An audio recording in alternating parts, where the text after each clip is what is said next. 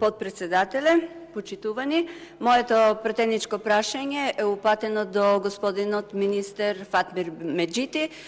Се однесува на тоа кога одделението за неврологија во ЈСУ Општа болница Струмица ќе биде префрлено во просториите на Општата болница.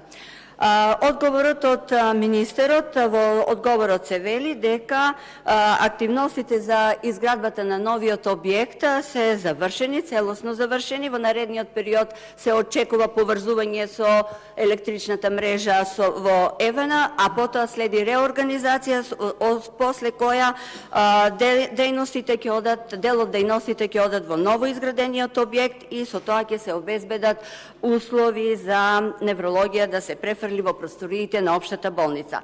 Заради вас, почитуван министер, а исто и заради македонската јавност, треба да се знае дека ова не е ново изграден објект.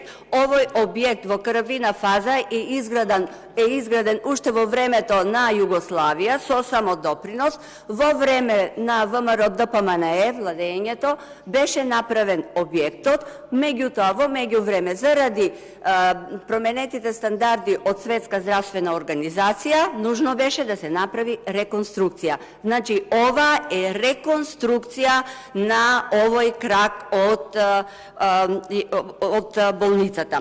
И тоа што треба да се напомене е дека реконструкцијата на овој објект заврши 2019-2020 година. Прашањето е зошто се чекаше повеќе од 3 години да се набави трафостаницата, а сега дополнително ќе се чека и поврзувањето со електричната струја на овој реконструиран објект заради тоа што каблите биле со повисока цена, а имајќи во обзир како одат работите со оваа власт, како се завршува, тоа излегува дека ќе потрае. Дополнителен проблем е и тоа дека не е набавена и апаратурата која што беше обеќана, па сега има нов момент, се шпекулира дека ќе се употреби постоечката апаратура која што е набавена 80% во времето на ВМРО ДПМНЕ.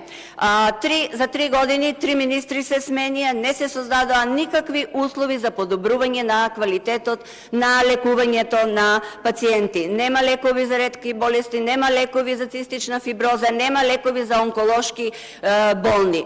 Пациентите не може да дојдат до здравствените услуги, меѓутоа оваа власт изразува желба да ги лечи граѓаните од соседните држави и тоа по цени и услови како и македонските граѓани. Нејасно е колку оваа мерка ќе го чини македонските граѓани.